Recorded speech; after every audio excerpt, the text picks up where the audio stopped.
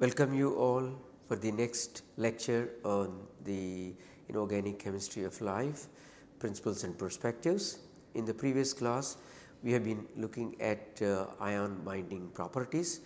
Particularly towards the end, we have been looking at the ion binding properties with the synthetic analog molecules such as crown ethers and cryptands, and trying to understand the kind of parameters that influence the ion association or ion binding aspects, such as the cavity size or core size, as well as the number of ligating centers that we have, and the lipophilicity or hydrophilicity present on the peripheral aspects of these particular molecules. All these affect the log Ks values of the ions bound. And particularly towards the end, we were trying to look at some example where we can try to understand the monovalent versus the divalent ion transport. So, in this table I have some examples I explained to you earlier. In that, when you have a 222 or 222B, that is one benzene ring, still the selectivity is more towards the divalent cation. The moment you make one more benzene ring on top of this, that is 2B, 2B, then there is no specific preference either for the monovalent or divalent. So, but that does not mean that both have been affected. What is more affected was the divalent. So, divalent gets more affected when you have more hydrophobic kind of a groups protruding outside, like phenyl group in this particular case. And see the next example 22C8 case, you have a much greater selectivity for binding towards the monovalent cation as compared to the divalent cation. This is because the divalent preference has gone extremely down from 11 or 8.5 to 2, whereas the other one has gone down, like monovalent has gone down over to a smaller extent. So, overall the preference is for the monovalent in this. Now, if you make instead of that 22C8, you make 22NCH3 as like the one which is shown over there, again it reverses, it becomes a divalent cation. If you look at the natural antibiotic molecule, one of the things as known actin, you would see there is a preference for monovalent cation by about 80-fold difference. So, all this clearly demonstrate that as you keep playing with the ionophore molecule in terms of the pore size, in terms of the atoms that are being bound, in terms of the lipophilicity, hydrophilicity, all of these aspects will change the monovalent versus the divalent transport, divalent association constants of these. Now, let us try to look at these in terms of a coupled ion transport. One of the example taken over here is, this is the molecule. So, in this molecule which is nothing but a crown ether which is derivatized, and you have a carboxylic and the carboxylic, and you know that the carboxylic group COOH proton, the presence of the proton is dependent on the pH, that should be kept in mind. So, here is a transport phenomena shown, and this dotted region is, let us say, a lipid region, and on one side inside the cell, other is outside the cell, equal to that. So, inside and outside. So, in this particular thing, as you have the metal ions on this side, the metal ion will interact with the molecule at this interface and picked up by this particular molecule and replaces the proton, and the replaced proton will be ejected out. So, that is what you can see that. So, it is ejected out. So, when it reaches the other end, again it will release the M plus and picks up the proton. Now, it has become the neutral carrier, and then goes this side, and then where it can pick up. So, you can see this is the kind of a direction in which it goes, the molecule, this particular molecule inside this. So, it picks up the metal ion and knocks out the proton, and then transports to the other end, releases the metal ion, and then picks up the proton here. Similarly, instead of one and monovalent, so you can have two ions coupled with the metal ion. Suppose if you take a divalent metal ion here, as shown over here, when the divalent metal ion approaches here at the interface, it will kick out the two protons of this particular molecule and make a complex with both the carboxylates. this ion is liberated or generated or released at the other end, that is in the out of this particular membrane, and wherein you have a input of the two of the protons picked up, you form a neutral one and then go back to this. So, therefore, you have a transport taking place in this particular manner. So, these are basically coupled, the cation coupled with the proton, and here divalent cation coupled with a two protons, and both are in the opposite direction. So, therefore, this is where you have an antipode kind of a mechanism.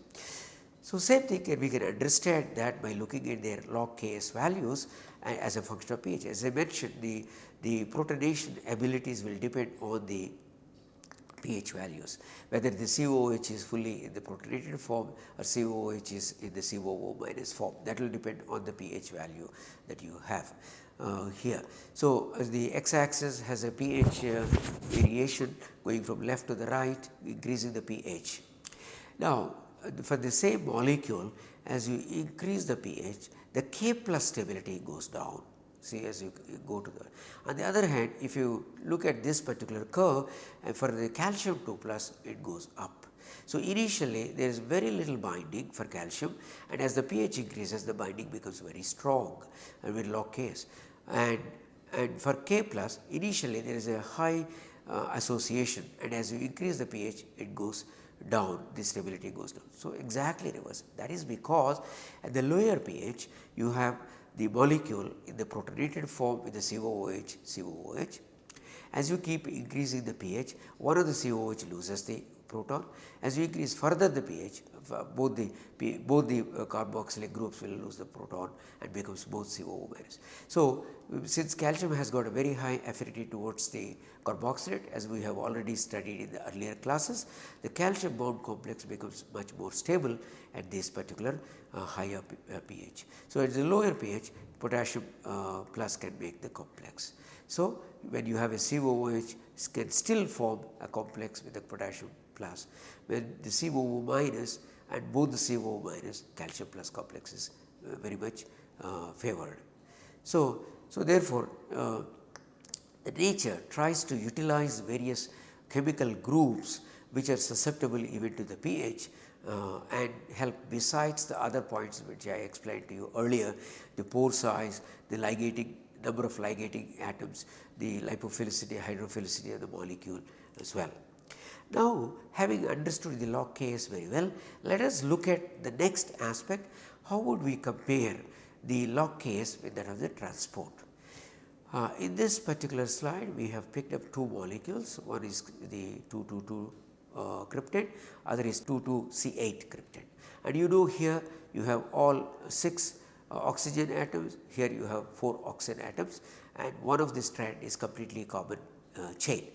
Now, in this, if you see time versus percent of transport, transportation is from 0% of transport to 100 here. Similarly, percent of transport 0 to 100%.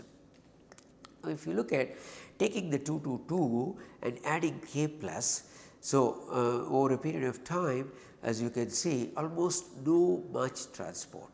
But if you add potassium plus, there is a little better transport percentage, and if you add cesium plus, it will be a great transport, greater transport or a very high transport property. So, cesium, so if you look at the stabilities which are given in the brackets here, the potassium plus log Ks is greatest as compared to the sodium plus, as compared to the cesium plus. That is what is shown over there. The stability is, or the log Ks is, K plus is greater than sodium plus, is much greater than the cesium plus. But on the other hand, transport is cesium plus is much greater than sodium plus, which is greater than potassium plus. So, what do you conclude here? You conclude that the stability and the transport are in the inversely related in this particular example. Now, come to the right side example 22C8. So, you would find the transport stability is K plus is greater than, sodium plus is greater than cesium plus, you can say 5.2, 3.5, 2.7. On the other hand, transport, if you look at the transport part, the K plus is greater than the Na plus, which is greater than cesium plus. So, what would be your conclusion?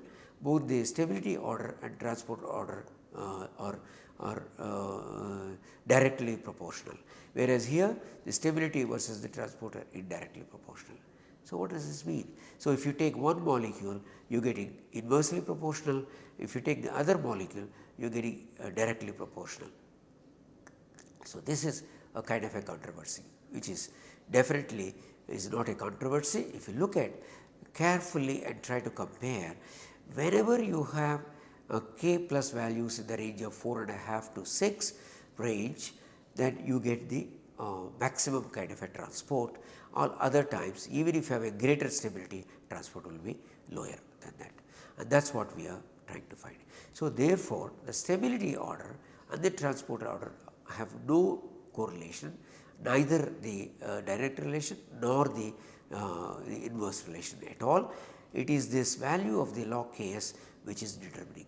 So, log Ks in the range of 4.5 to 6 is the maximum transport that it shows. Now, let us try to compare with some natural ionophores.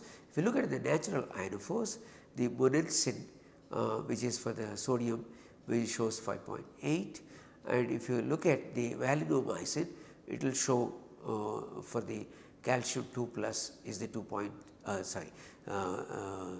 potassium 2 plus, potassium plus is 4.9.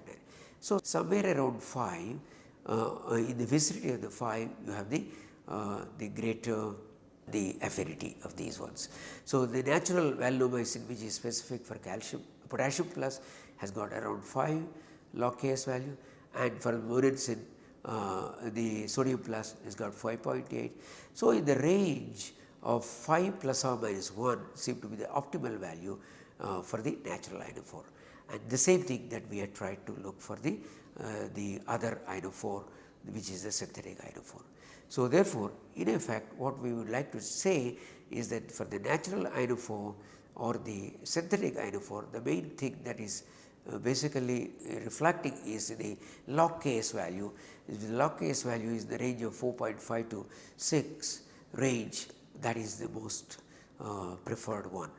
So, what this means is the lower the stability constant, the greater the stability constant with respect to 4.5 to 6, both are detrimental, because when it is lower, it will make the complex, but the complex transport during the transport itself it will break. When you have a very high log Ks beyond 6, what will happen? It will form a very strong complex, it will take across the membrane, but it will never release. So, in one case the breakdown of the complex is before the release point. In the other case, even when it reaches the other side of the membrane, it will still not release the thing. So, this is the kind of a situation that we find, and that is where the log Ks value 5 plus or minus 1 is the helpful indicator for all this. So, let us look at one another aspect. As I mentioned initially, the magnesium forms a complex with the ATP in all these enzymes to convert for the hydrolysis of ATP or even for synthesis of ATP from ADP. In both the cases, the magnesium 2 plus binds to this. So, when the magnesium 2 plus binds to ATP, you can see here one of the isomer is this way, other isomer. There are 2 possible isomers are there, and so these are the ones which provides the stability to this particular system. This is how it basically explains the whole thing of the stability of the AMP or ATP with respect to the magnesium 2 plus in the process of phosphorylation, as well in the process of the dephosphorylation, where it has to add a phosphate group, where it has to remove a phosphate group. And the other side, I have explained some things. So, magnesium 2 plus ions in fact stabilize the tRNA structure. How does it stabilize? Magnesium 2 plus ions do not directly bind to the tRNA. So, what basically binds is magnesium aquo complex MgOH2 6 2 plus, and this particular complex is the one which binds to the tRNA. So, that means it is the water which is bound to the magnesium and in turn interacts with the tRNA. So, that means it is basically a secondary sphere interactions of the magnesium. So, the magnesium first sphere is the water, and the water molecule in turn interacts with this tRNA. So, therefore, these are called the secondary sphere kind of interactions, because there is no direct interaction between the tRNA and the magnesium center, but the interactions between the tRNA and the water molecule, and most of these are by the hydrogen bonding. So, magnesium hexaaquo is the ion which stabilizes the structure of the tRNA through the formation of the hydrogen bonds, as you can see the example over here.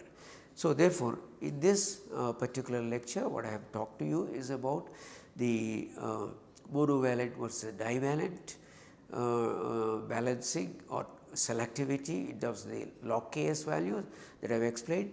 And first of all, the log Ks values themselves are dependent on the core size or the pore size, and then ligating centers, number of ligating atoms present in that, and as well as the lipophilicity, hydrophilicity of the molecule. Then we talked about the coupled transport, the ion versus proton in the reverse direction, which is antipode mechanism. So, I explained to you through an example of dicarboxylic group containing crown ether. So, for monovalent, for divalent, for monovalent let us say potassium plus, for divalent it is for the calcium 2 plus, and we have seen that the divalent calcium 2 plus has got a very high stability constant at a higher pH, whereas it is exactly reverse for the potassium plus, because at the low pH the carboxylic groups are COOH form, at a higher pH carboxylic groups are in COO minus form, and both the COO minus will be strongly binding to the calcium, whereas both the COOH positive COOH groups will be binding to the potassium plus. So, this difference also we have looked at.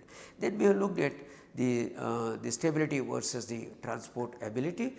So, I have shown in one case the stability and transport ability are directly proportional, in another case stability versus the transport are indirectly proportional. So, that means there is a controversy thing which is not really the aspect. The aspect you need to look at is look at the log Ks.